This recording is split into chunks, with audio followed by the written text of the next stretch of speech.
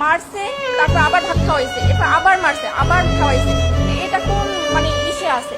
মানুষকে তো এরকম মাইরে ফেলায় না, সে যদি একটা খুনিও হইতে পারে তাহলে তো এরকমের জীবন তো মাইরে ফেলাইতে পারে না বলেন। তারা প্রশাসনের কাছে দেন, কিন্তু ওরা ওরে মাইরেন না। নিতে হলে টাকা দিতে হবে 35,000 টাকা দিয়ে ছাড়াই নেন, নাহলে আমরা ওরা ছাড়বো না, ওরা আরো মারবো। ফ্যামিলির কেউই নাই একটা মানুষের। আমার আপনার কি যদি এরকম থাকতো তাহলে আমরাও একই পথের প্রতীক হইতাম, যে মা বাবা ভাই বোন কেউই নাই।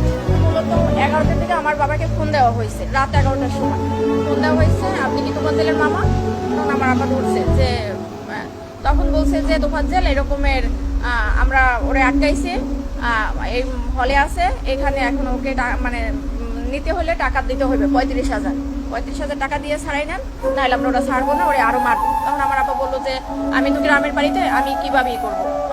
তখন আমার আব্বা আমাকে ফোন দিছে যে তুমি একটু কথা বলো, তোমার নাকি এরকমের মানে উনি ওর ফলে এরকমের কথাবার্তা অসম্মতি পাইছে, এই জন্য ওরে ধরছে, ওইরা ওরে মারতেছে। তখন আমি ওই লোককে ফোন দিছি যে ভাই এরকম আমি তোফাজ্জলের মামা, তো ওরে কেন মারতেছে? তো বলতেছে যে ও আমাদের হলে ঢুকছে বা করছে। তা আমি বলছি যে ভাই দেখেন ও পাগল মানুষ, ও যদি কোনো একটা অন্যায় করে তাহলে আপনারা প্রশাসনের কাছে দেন, কিন্তু ওরে মাইরেন না।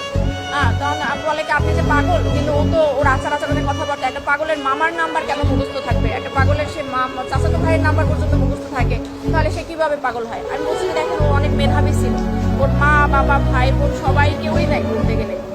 ও এই কারণে ওর ভাই লাস্ট গত বছর 15 রোজায় হলো লিভার ক্যান্সারে মারা গেছে। তো ওর ভাইয়া, ও আগেই মাথায় সমস্যা ছিল, ভাইয়া অনেক ডক্টর দেখাইছে, মানে আমার ফুপু মারা যাওয়ার পর থেকে ওর এই সমস্যাটা হয়েছে। কিন্তু কারো কোনো ওই যে আপনি খাবার খাচ্ছেন, আপনার থেকে টান দিয়ে নিয়ে খাইলো, মানে ওর ক্ষুধার জ্বালার কারো থেকে টাকা নিল চাইয়া, যে এইরকম। ওর বাবা মারা গেছে রোড অ্যাক্সিডেন্টে 8 বছর আগে।